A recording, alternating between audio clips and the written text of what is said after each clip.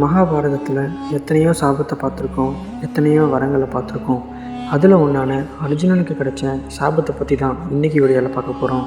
பாண்டவர்கள் ராஜ்யத்தை இறந்ததுக்கப்புறம் வனவாசம் போகிறாங்க. அர்ஜுனனை கிருஷ்ணர் வனவாசத்தை வீணாக்காமல் சக்தி வாய்ந்த அஸ்திரம் வேண்டி தவம் பண்ண சொல்கிறாரு. அர்ஜுனனும் கிருஷ்ணரோட பேச்சை தட்டாமல் கேட்டு தன் தந்தையான இந்திரதேவனை பார்க்க சொர்க்கலோகம் போகிறாரு. அங்கே இந்திரதேவன் அர்ஜுனனோட பிரம்மச்சரியத்தை சோதிக்கிறதுக்காக சொர்க்கலோகத்தின் அழகிய பெண்ணான ஊர்வசியை அர்ஜுனனோட மனம் கவரும்படி அனுப்புகிறாரு. ஊர்வசியும் இந்திரதேவனுடைய கட்டளையை கேட்டு அர்ஜுனனின் மனம் கவர புறப்பட்டு போகிறாங்க. ஆனால் அர்ஜுனனும் ஊர்வசியோட அழகில் மயங்காமல் ஊர்வசியை தன் தாய்க்கு நிகரான ஒரு பெண்ணாக மதித்து தன் தந்தையை பார்க்க முன்னேறி போகிறாரு.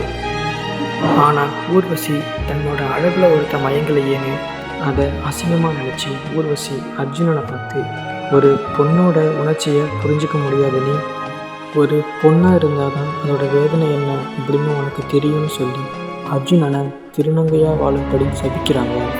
பிறகு இந்திரதேவன் விஷயத்தை அறிஞ்சதும் ஊர்வசியிடம் சாபத்தை திரும்ப வாங்கும்படி சொல்கிறாங்க. ஆனால் சாபத்தை திரும்ப வாங்க முடியாத ஊர்வசி அந்த சாபத்தின் காலத்தை குறைக்கிறாங்க. ஓராண்டு மட்டும் அர்ஜுனன் இந்த சாபப்படி திருநங்கையாக வாழணும்னு சாபத்தை குறைக்கிறாங்க. அர்ஜுனன் நடந்த விஷயத்தை கிருஷ்ணர்கிட்ட போய் சொல்கிறாரு. விஷயத்தை கேட்டதும் கிருஷ்ணர் அர்ஜுனன்கிட்ட இந்த சாபத்தை உனக்கு சாதகமாக பயன்படுத்திக்கோ அப்படின்னு அர்ஜுனன்கிட்ட சொல்கிறாங்க. ஆனால் அர்ஜுனனும் ஒன்றுமே புரியாமல் முடிக்கிறாரு. வனவாசம் முடிஞ்சதும் ஒரு வருடம் அந்நியாத வாசம் முடிக்கணும்.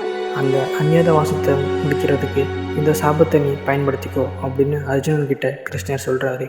கிருஷ்ணர் சொன்னதை கேட்டு அர்ஜுனன் அந்நியாத வாசத்தப்போ அந்த சாபத்தை பயன்படுத்திக்கிறாரு.